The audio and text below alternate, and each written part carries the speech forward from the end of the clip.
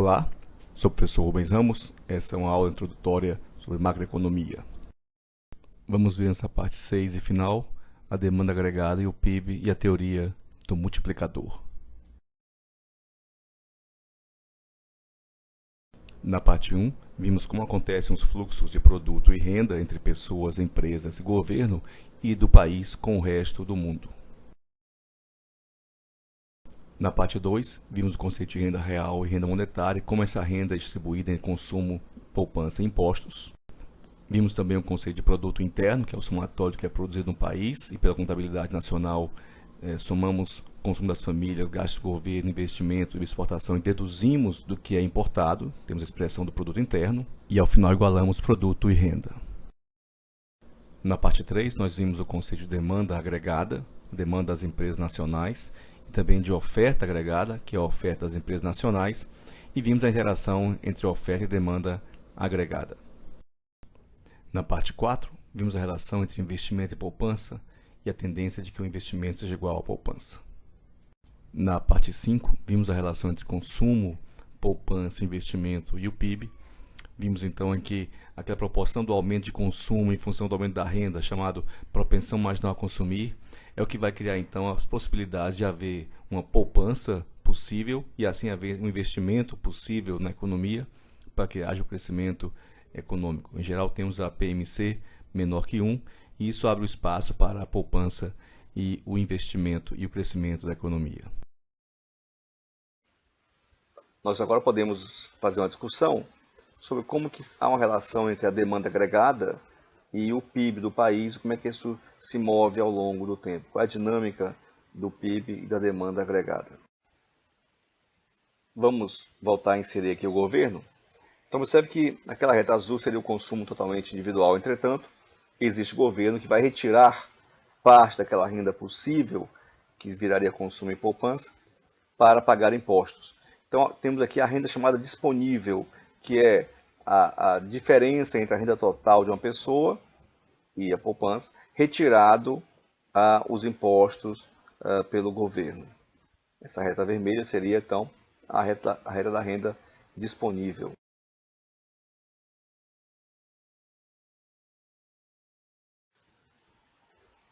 Assumindo, então, que o governo gasta os impostos todos em gasto de governo e as pessoas poupam alguma coisa, temos a expressão da nova curva recomposta, C mais S mais T, que vai ser igual a C mais G mais I. Estamos aqui desprezando o resto do mundo, assumindo que é um país que não se comunica com os outros. Isso para fins de simplificação, né? Então temos que a renda monetária se transforma na renda real do país, C mais G mais I. Então essa é a demanda agregada do país, vai ser aquela reta final daquele ponto possível de PIB, dado um consumo, um imposto, nível de impostos e o nível de poupança. Mas o que será que faz o PIB crescer? Será que as famílias aumentando o consumo produzem aumento do PIB? Ora, observe aqui que na conta da renda, do lado da renda, se aumentar o gasto monetário em consumo, vai sobrar menos dinheiro para a poupança, assumindo que os impostos são pagos. Como investimento é igual a poupança disponível, menos poupança produz menor capacidade de investimento. Menor investimento, menos empregos. Menos empregos, há uma redução do PIB. Né? Vimos na equação da oferta agregada, o PIB anda para a direita com aumento do emprego e anda para a esquerda com redução de empregos. Então, menos empregos produz menor PIB. Então, o aumento de consumo das famílias que afete a poupança pressiona o PIB para baixo porque limita os recursos disponíveis para o aumento dos investimentos. E se, por sua vez, o governo for aquele que gasta mais, ou seja, puxa os gastos do governo, o efeito prático é que na conta da produção total vai sobrar menos coisas para serem consumidas pelas famílias e para investimento. O mais grave aqui é faltar bens econômicos para investimentos, que produzem então redução de empregos e que produz também pressão de redução do PIB. Então o aumento de gasto de governo tende a produzir uma pressão, se ele tira recursos de investimento, uma pressão de queda do PIB. Vamos então ver o que acontece quando o investimento aumenta. Vamos aqui também desprezar o mercado exterior, dizer que x menos m se igualam ou não existem. Ora, quando o investimento aumenta, de imediato, no curto prazo, curtíssimo prazo, há uma redução de bens e serviços disponíveis para consumo. Mas na sequência ocorre o inverso. O investimento produz aumento de empregos e também produz aumento de bens e serviços para consumo. O aumento de empregos produz aumento de salários, que produz então aumento de consumo, de poupança e de impostos. Então é o investimento o que realmente impulsiona o crescimento do PIB. A variação do investimento muda a variação do PIB. Se o investimento varia de modo positivo, tende a produzir no prazo suficiente a mudança positiva do PIB. Se o investimento não cresce ou cresce abaixo, ou cresce menos, ou decresce, tende a produzir um PIB que não cresce tanto ou que decresce. Vamos usar esses conceitos para entender a teoria do multiplicador, ou seja, o que acontece quando há uma variação de investimento, um delta I positivo, né? E para simplificar, vamos adotar um modelo sem governo. Então temos aqui uma curva, basicamente, de consumo e investimento, ou seja, consumo e poupança igual a consumo e investimento. A curva de consumo inclinada numa inclinação menor que 1, dado que teria uma PMC média menor que 1 no país, e o nível de investimento está dado aqui embaixo, nessa reta verde. Então, o investimento mais o consumo tem aquela reta C mais I. Então, vamos assumir que há um delta aí, um acréscimo de investimento na economia e a passe da retinha verde para a reta cinza. Aqui vamos fazer em escala ampliada para a compreensão desse processo. Se assumirmos que o investimento dá certo, ou seja, gera empregos, salários, produtos, e isso gira a economia, então haverá uma subida daquela reta de consumo mais investimento, na mesma inclinação, assumindo aqui que o delta I é pequeno e não afeta o comportamento das pessoas em termos de consumo, né? Porque se houvesse uma mudança de comportamento, haveria uma mudança na inclinação dessa reta para outro valor. Então, assumindo que não há uma mudança no comportamento de consumo, e o delta I é pequeno o suficiente, temos um deslocamento na mesma proporção dessa reta C mais I para cima. E essa nova situação produz um outro ponto de equilíbrio da economia, né? Onde toda a soma do que foi produzido é igual à renda da economia. Então temos um novo PIB de equilíbrio, Y2, e a diferença entre os dois PIBs é o delta Y. Né? O delta Y é a variação de PIB da situação 1 para 2, decorrente da variação do investimento. O que vamos querer saber é o que acontece, então, que proporção é essa? O quanto que variou esse PIB em função da variação do investimento.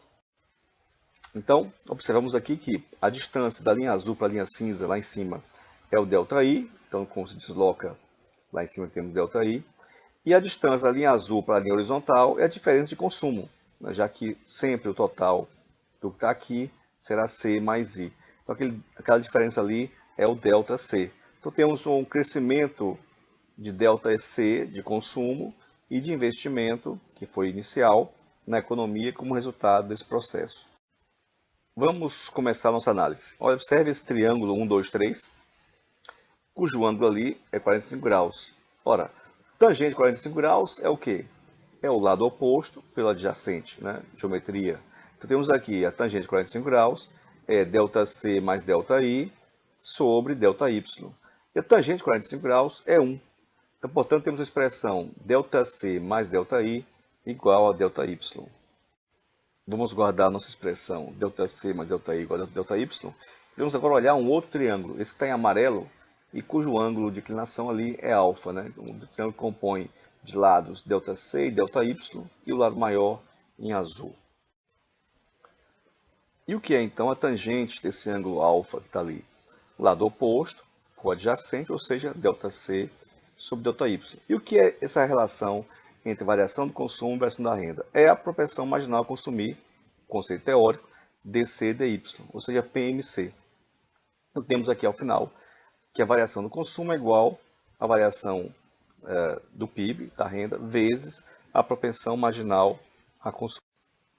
Vamos guardar essas duas expressões e fazer então agora uma análise matemática, né, desse processo, entender o que acontece nessa variação de investimento, de consumo e do PIB, da renda. Vamos pegar a expressão ΔC de 2, né, ΔY vezes PMC, e substituir na equação 1. Então vamos ter aqui ΔY vezes PMC, né, que é o ΔC, mais ΔI, original, igual a ΔY. Vamos passar esse termo ΔY vezes PMC para o outro lado, e temos a expressão ΔI igual a ΔY menos ΔY vezes PMC. Vamos colocar o ΔY em evidência e ter a expressão ΔI igual a ΔY vezes 1 menos PMC. E vamos passar esse termo 1 menos PMC para o outro lado, né? Está multiplicando aqui, passa dividindo. Então temos ΔI vezes 1 sobre 1 menos PMC igual a ΔY. E para ficar mais claro o que nós queremos, apenas invertemos de posição os dois lados e temos a expressão ΔY igual a ΔI vezes 1 sobre 1 menos PMC. Ou seja, a variação da renda, do PIB, é igual à variação do investimento vezes 1 sobre 1 menos a propensão marginal a consumir, a proporção com que as pessoas consomem com o aumento da sua renda. Essa expressão é a chamada teoria do multiplicador. E esse termo 1 sobre 1 menos PMC é o multiplicador de Keynes para o investimento. Ou seja, aqui um exemplo, né? Digamos que temos uma PMC 0,67, né? Sempre menor que 1, porque nem tudo que se ganhe mais de renda se transforma em mais consumo. Uma parte não se gasta, se poupa. Então temos 1 sobre 1 menos 0,67 é 1 sobre 0,33, que é igual a 3. Então a expressão para esse PMC é que o PIB vai variar, ΔY, 3 vezes o que variar o investimento. Então ΔY igual a 3 vezes ΔI. Aí tem a ideia do multiplicador. Se o investimento aumenta em 10% o seu valor, se tem um investimento de, digamos, 200 bilhões, e ele aumenta para 220 bilhões, aumentou em 20 bilhões, o PIB iria aumentar em 3 vezes isso, né? 3 vezes 20, 60 bilhões de moeda. Hoje no Brasil temos um PIB da ordem de 5 trilhões e o investimento da ordem de, digamos, só para arredondar, 20%. Então temos 5 trilhões vezes 20, 1 trilhão em investimento, ordem de grandeza. É um pouco menos que isso, mas só para ter um cálculo simplificado. Se o investimento aumenta em 10%, aumentaria então em 100 bilhões, o que produziria um aumento de 300 bilhões.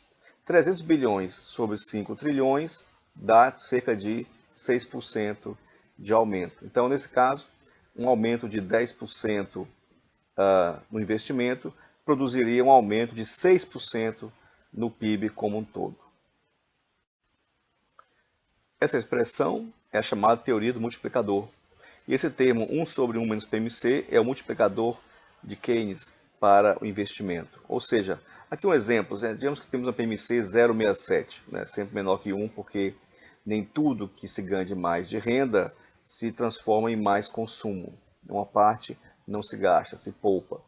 Então temos 1 sobre 1 menos 0,67 é 1 sobre 0,33, que é igual a 3. Então a expressão para esse PMC é que o PIB vai variar, ΔY, 3 vezes o que variar o investimento. Então ΔY igual a 3 vezes ΔI. Aí tem a ideia do multiplicador. Se o investimento aumenta em 10% o seu valor, se tem um investimento de, digamos, 200 bilhões, e ele aumenta para 220 bilhões, aumentou em 20 bilhões, o PIB iria aumentar em 3 vezes isso, né? 3 vezes 20, 60 bilhões de moeda. Hoje no Brasil temos um PIB da ordem de 5 trilhões e o investimento da ordem de, digamos, só para arredondar, 20%. Então temos 5 trilhões vezes 20, 1 trilhão em investimento, ordem de grandeza. É um pouco menos que isso, mas só para ter um cálculo simplificado. Se o investimento aumenta em 10%, aumentaria então em 100 bilhões, o que produziria um aumento de 300 bilhões.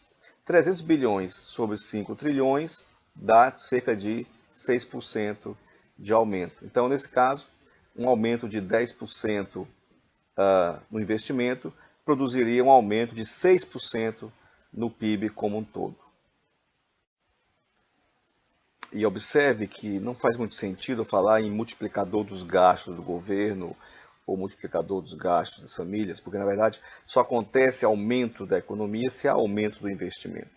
E vamos ver em aula seguinte que o investimento depende de duas coisas fundamentais: da taxa de juros do mercado e dos potencial retorno dos negócios e da expectativa de investidores. Então, particularmente, se as pessoas acharem, os investidores, que o futuro é incerto ou negativo, mesmo havendo poupança disponível, não haverá o investimento realizado e, com o tempo, haverá uma nova igualdade, investimento em poupança, com o decréscimo da poupança.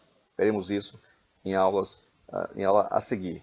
Então, o que interessa realmente é o multiplicador do investimento. Por isso que tem sempre uma preocupação em termos macroeconômicos, entender a variação do investimento. Se o investimento varia positivamente, temos com certeza uma variação positiva do PIB. Se o investimento varia negativamente, temos um grande potencial de queda do PIB. Eu sou o professor Rubens Ramos, obrigado por ter assistido essa web aula.